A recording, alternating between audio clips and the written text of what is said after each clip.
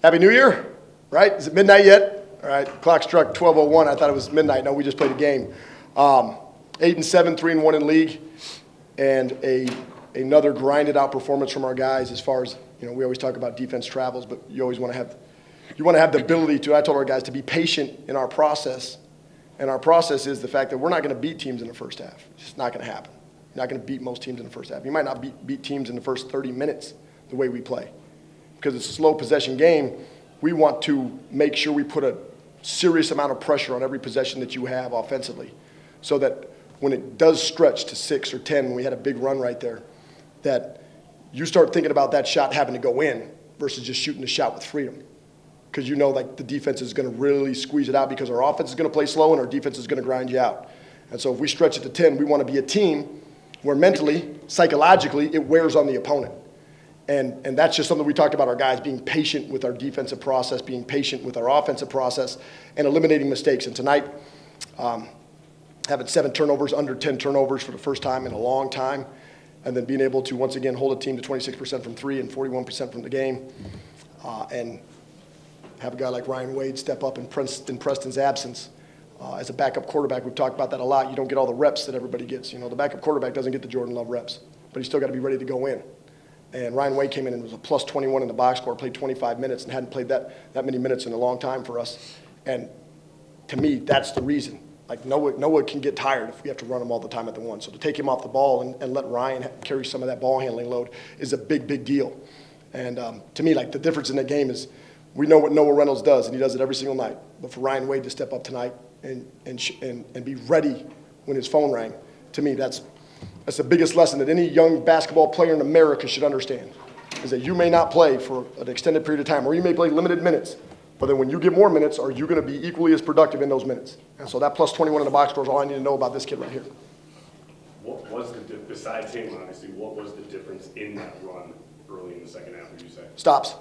Stops are always the difference for us. So when we're getting turkeys, we want turkeys. That's 3 stops in a row, and we want to get six times. We want to get 3 stops in a row. And so we continually squeeze the life out of those possessions. And so the stops were big, but then when you get stops, you got to get scores. So you play games half full, as we call it, down, back, down, and it's stop, score, stop, right? Or score, stop, score. Like you're playing those little games within a game in practice to be able to put your guys in a position to make runs. And so what we don't want to do is we don't want to get, we call them kills. We don't want teams to get kills on us, which is 3 scores in a row. Conversely, we want to get three stops in a row, and then we want to get 3 scores in a row. So we want turkeys and kills. And that's always the difference. When you see a team go on runs, you could pretty much equate it to the fact that they're getting stops and they're getting scores.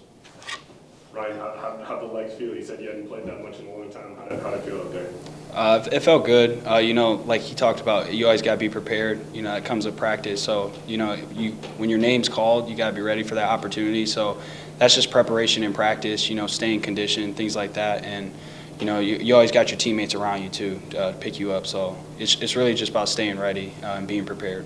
Well, what's the confidence level for you specifically and for this team, especially how you guys came out these last 2 games? Right. I'm just super thankful. I think Coach said we had 7 turnovers, and I might have had all 7. But the fact that they're able to let me play free and express myself on the court in that way, it means the world to me. So I'm just thankful that the guys around me put me in a position to score so easily and make plays for them. So that's what I'll say. Where have you seen this team grow, especially in this last month or so? Just with the maturity, right, and not overlooking anybody, right? So we were picked to finish last in the league, and I think after the win that we had against Wright State, we easily could have came into this game in a similar position that we were in when we played Western Illinois, coming off the big win against Milwaukee, I believe, and just the growth from even a month ago or maybe less is what I see. So just that maturity and taking that step of, imposing our will against everybody early. So. Same question to you, where you've seen this team make, especially these 2 games, to show in conference, hey, we're a force to be reckoned with. Yeah, connectivity, competitiveness, trust consistently. All right, so you can be connected for a little bit, you can be competitive for a little bit, you can trust a little bit, but when you're really trusting, you're having more assists, you're having less turnovers. And then the race to maturity. The race to maturity is big. We talk about that all the time. It's R in our alphabet is race to maturity. And sometimes you can sit there and say, I just got to grow up. I got to grow up. And that takes too long. You don't have to grow up. You got to make better choices. And your choices are you're gonna dictate what type of chance you have in life. And so the better choices our guys make, those are more mature choices. And when you have a mature team, they usually make really, really, really good choices that correlate to success, correlate to winning. And teams that are inconsistent, they're making inconsistent choices. And those end up being losing habits. So ultimately, it's what Noah talked about. It's the race to maturity that our guys in that locker room have come to the conclusion that no matter how many minutes I play, 30, 20, 10, 5, I can still impact winning. I mean, for example, you got Marcus Hall, who comes off the bench and plays 22 minutes a night and is a plus 23 in the box score. You got Will Eames, who comes in and plays 12 minutes and is a plus 13 in the box score. And you got Foster Wonders, who comes in off the bench and is a plus 15 in the box score. And so that's your bench coming in and impacting winning, having a positive outcome on the game without having to be, the guy or the guys. It's one of my favorite movies. It's The Other Guys. It's a classic. I mean, if you ever seen the movie The Other Guys, you should watch it for the new year. It's hilarious. I mean, you got Mark Wahlberg, you got Will Ferrell, right? You got a classic cast in there that's just the irony of being the guys that aren't Dwayne "The Rock" Johnson, and aren't Samuel L. Jackson. It's the other guys. And so our other guys have really grown up a lot in our program. What about your big guy? You knew what Noah could do. What he's done these last 2 games leading this team. How proud and how impressed are you? Well, I mean, like everything, you have to settle into the newness of it all, right? So you talk about, like, maybe you look back early at his percentages and, like, I'm not going to tell him to stop it. I know what he did. I've seen his percentages at Wyoming. I've seen him do those things at Wyoming. So for him to have, whatever he had from 3 last game and 3 for 7 this game, like, I've seen that. So I don't lose faith in things that I already know, that I believe, because I've seen them. It's everybody else continuing to prove who they are, like Foster Wonders, consistently shooting about 40% from 3. It's who he is. Like, he's going to make, a lot of times, more shots than he misses. And that's just the self-belief that you have to have as a player. It doesn't come from me. It comes from you demonstrating to yourself every single day and the habits and the daily discipline that you have to becoming great. There's no secret recipe here. There ain't no secret sauce. It ain't me sitting over there being like, shoot it, I believe it's going to go in. I mean, that's irrational, right? It's the work that comes first, and it will always come first. And so you have to believe in yourself first and foremost. So, like, he can be ready because he knows I'm working every day. I'm ready. So just when I get my opportunity, I'm not going to complain about when it comes or when it doesn't come. Just know that we're going to go impact winning when I get that chance. And that's a highest level of self-confidence, is knowing that no matter what somebody else or what position you're slotted in based on me or another coaching staff or anybody puts a kid in, you still have to work every single day for your opportunity when it comes. Ryan, you've been here. You've been through the lows. What is this feeling like now, and why is it different? I mean, first of all, the energy is electric. I mean, we can feel it, and it's just a really close-knit group. We all love each other. It's really a family in there, and that goes a long way when it comes to winning basketball games. And that's a lot in life, too. It's not just on the basketball court. So when you got a family in there that cares about one another, you put all the individual stuff aside, and then it becomes about winning. And it's a bunch of guys out there fighting for each other. Like, this whole program from the top down, we do things for each other. And you can feel that energy, and it's contagious. And we know the fans can feel it, and it's starting to pay off, and we're starting to see things get to rolling. And we're not where we want to be yet, but we're liking where we're going. How do you keep this up, Sonny? I mean, put one foot in front of the other, right? It takes what it takes. I told our guys, like, I thanked our guys after the game. I said, thanks for letting me get on your ass. Because, like, they allow me to coach them hard. And because I can coach them hard, we can build up the callus of what it means to be in a tough situation. My job's, a lot of times, a coach's jobs is to create adversity. It's to create chaos. It's to create hard. Sometimes, you don't have to create as much hard because there's a lot of players who already have a lot of hard things going on in their life. So you don't need to create as much. So I have to find that balance of when can I push it, when can I make it chaotic, and when can I make it comfortable for you so that you still feel like you got a safe space to go play and be yourself. And that's my job as a coach.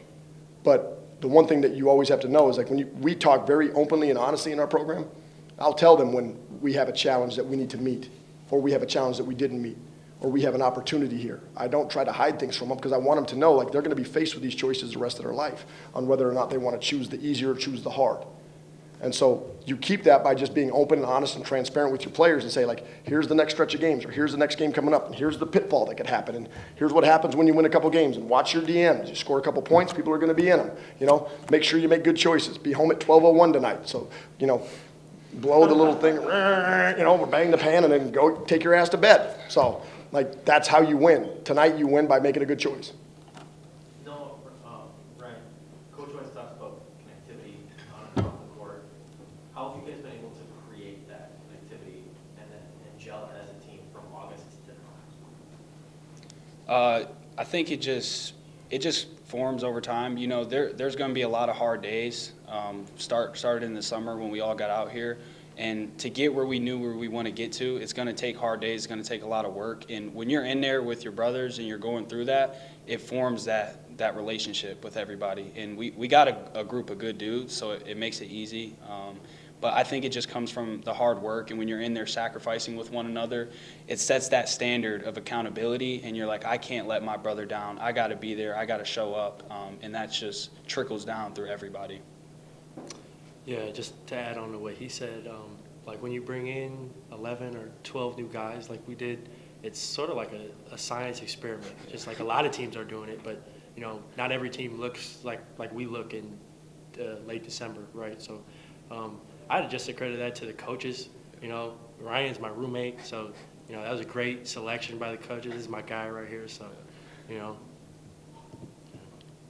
Shared suffering.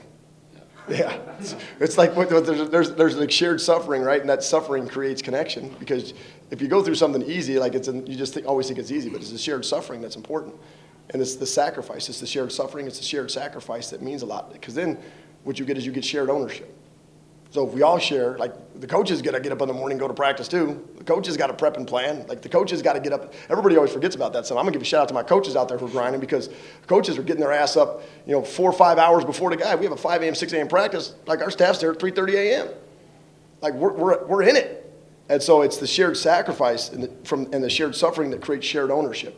And then there's a collective pride that comes with that, a team ego, as we like to call it. Like you get a little team ego from doing the hard things.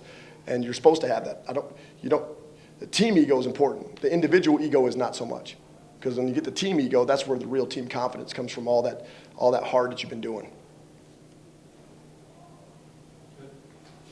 Rock and roll.